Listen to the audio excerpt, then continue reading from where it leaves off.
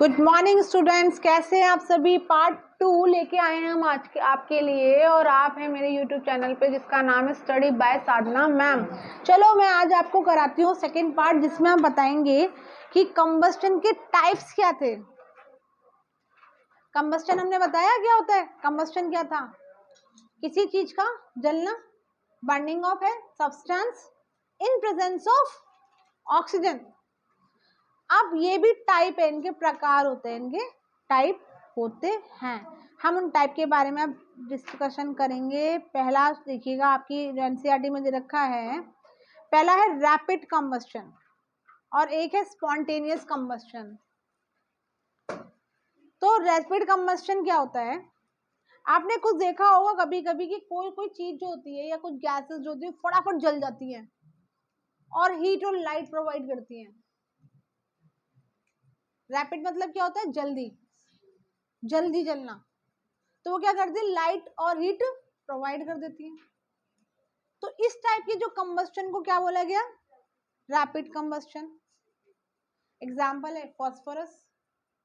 Phosphorus तो आप सब जानते हैं, आपके घर में कभी ना कभी यूज हुई होगी। फॉस्फोरस मतलब गंधक, येलो येलो कलर की वो। फिर दूसरा टाइप आता है स्पॉन्टेनियस। स्पॉन्टेनियस में क्या होता है? वो जलने से, जलती तो है ही, उससे पहले बस्ट हो जाती है। स्पॉन्टेनियस। आपने कभी रुई देखी है? रुई में अगर कोई फ्लेम पकड़ती भी है तो एकदम फाट बस्ट होती है वो, जोर से, मतलब जल्दी जल जाती है, टाइम भी नहीं लगाती बिल्कुल भी, ऑन द स्पॉट। तो इस टाइप के कंबस्टन को बोला गया स्पॉन्टेनियस कंबस्टन। अब बात आती है एक्सप्लोजन की। एक्सप्लोजन क्या होता है? एक्सप्लोजन होता है कि जब क्रैकर्स, पटाखे दिवाली पे सभी चलाते हैं, उसको जब जलाया जाता है तो उसमें क्या होता है? हीट के साथ साथ, लाइट के साथ साथ एक साउंड भी निकलती है। उन्हें बोला जाता है एक्सप्लोजन। क्या बोला जाता है? और इस टाइप के कंबस्टन को बोला गया एक्सप्लोसिव कंबस्टन या एक्सप्लोजन रिएक्शन। यहां तक समझ में आया? अब बात करते हैं बेटा फ्लेम के बारे में। तो पहले लिखेंगे क्वेश्चन। तो क्वेश्चन लिखिए, explain the types of combustion. आप पढ़ेंगे फ्लेम के बारे में।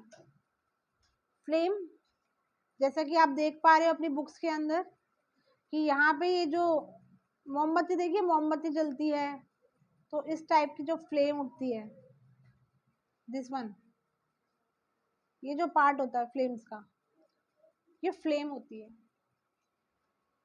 आपने गैस जलाई, गैस जलाने के बाद बर्नर पे जो उठ रही है वो फ्लेम है। आज यही पढ़ेंगे कि फ्लेम उठती क्यों है और उस फ्लेम का स्ट्रक्चर क्या है। देखो, फ्लेम का स्ट्रक्चर भी पढ़ रहे हैं हम लोग, है ना। तो फ्लेम क्यों उठती है, इसका एक रीजन सुनिएगा। क्या होता है कि जब कोई चीज मोल्ट होती है, जब वेपराइज फॉर्म मोल्ट होता है मतलब पिघलता है वेपराइज फॉर्म में। अब देखो एलपीजी गैस लिक्विड फॉर्म है, it's going to the vaporise form, पिघलना शुरू किया, मोल्टन हो जाता है, कन्वर्ट इनटू द फ्लेम। मोमबत्ती, कैंडल देखा है, कैंडल किस शेप में होती है, जब उसको आप लगाए तो have to be just molten out that. और पता है आपको मोमबत्ती जलते टाइम वेपर मतलब गैस भी देती है, स्मेल देती है। आपने देखा कभी स्मेल? कभी मोमबत्ती अपने आप पता लग जाता है मोमबत्ती के लिए। तो इसका भी स्ट्रक्चर के बारे में पढ़ेंगे। तो स्ट्रक्चर बारे में पढ़ने से पहले हम एक एक वर्ड पढ़ेंगे। अब इसका एक्टिविटी देखिए आप, लाइट ए कैंडल। आपको क्वेश्चन भी दे रखा है, बी केयरफुल, ठीक है। आप उसको 4-5 metre long thin glass tube with a pair of tongs and introduce it one end in the dark zone of the non-flickering candle flame। आपको बोला गया है कि उस कैंडल में चिमटे की सहायता से आप कुछ चीज उसके पास लेके जाइए, जैसे कि यहाँ पे लेके जा रखे हैं साथ में, देखिएगा। Bring a lighted match stick near the other and.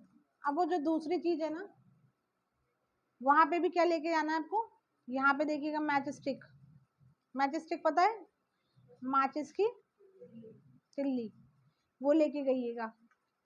Near the other end पहुंच गए, do you see a flame caught at this end of the glass tube after while, वो जो ग्लास के ट्यूब आप उसके जो टोंग्स पकड़ के लेके जा रहे थे ना उसके पास, उसमें भी फ्लेम आना शुरू हो जाएगी पीछे से।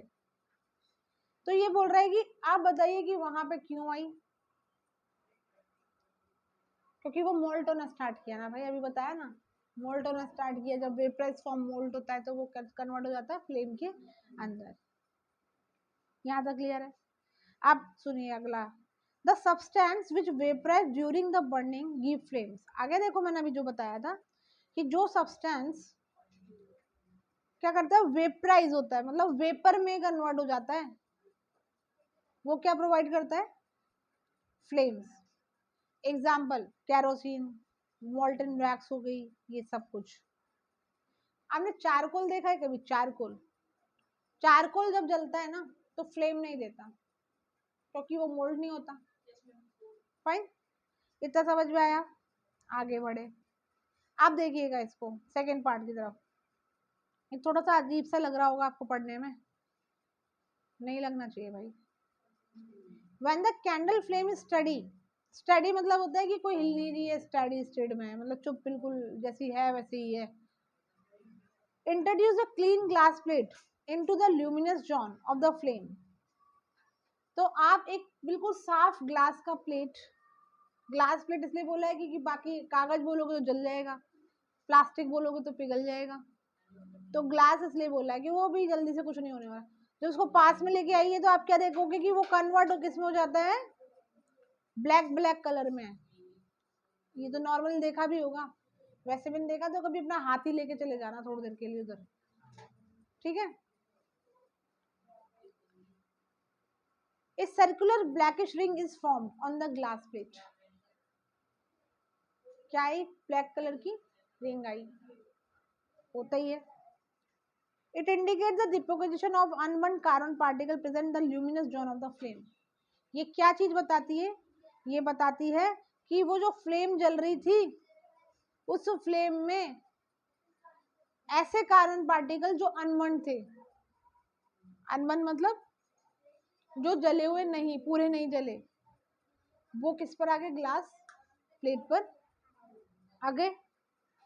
Hold thin long copper wire just inside the non luminous, ये तो हमने जो भी कांच का वो रखा था वो ल्यूमिनियस पार्ट में रखा था, अब ये कह रहा है कॉपर वायर है, इस कॉपर वायर को नॉन ल्यूमिनियस,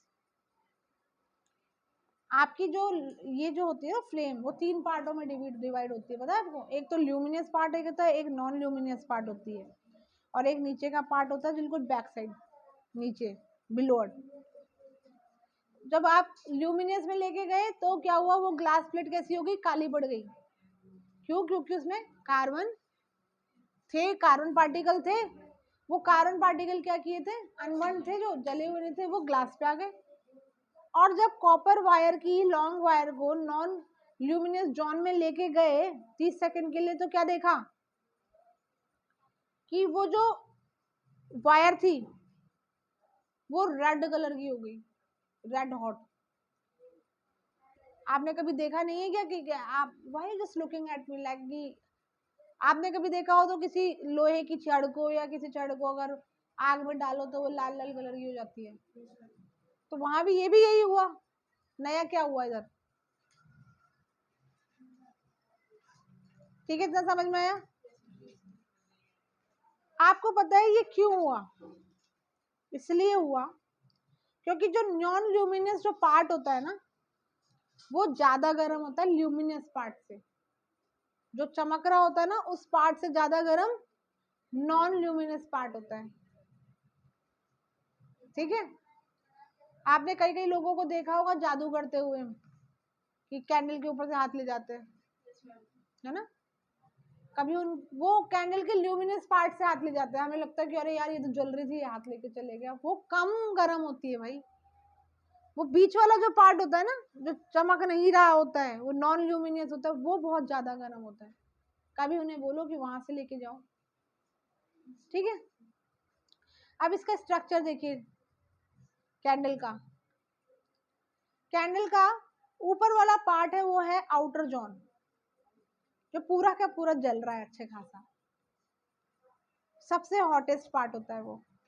उससे अंदर वाला पार्ट है वो है मॉडरेट हॉट, और जो सबसे अंदर वाला पार्ट है, सबसे बत्ती के बगल ही बगल में येलो येलो कलर में जा रहा है, वो कैसा है, लीस्ट हॉट, बहुत ठंडा। आप चाहो उसमें ऐसे डाल के उंगली को ऐसे करके और मोमबत्ती बुझा सकते हो, ठीक है।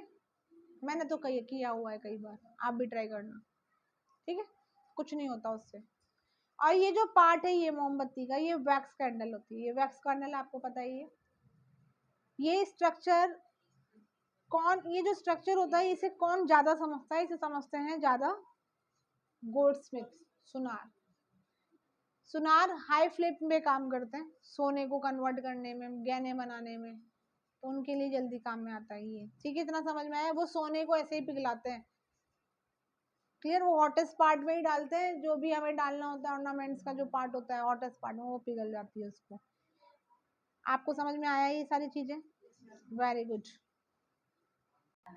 इसके इंपॉर्टेंट क्वेश्चंस होंगे आपके कि what is flame, what is flame, what is flame and how is formed, how it formed।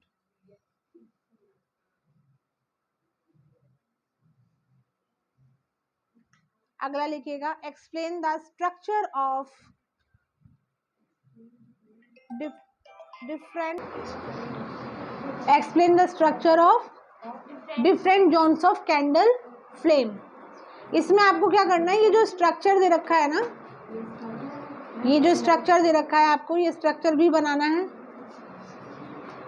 और इसके बारे में जितना बताया गया सब कुछ देख के लिखना है आपको, क्लियर आउट। और नेक्स्ट वीडियो के लिए, नेक्स्ट टॉपिक के लिए just look at Nextpedia. Till then stay care, keep studying and enjoy, okay beta, thank you so much।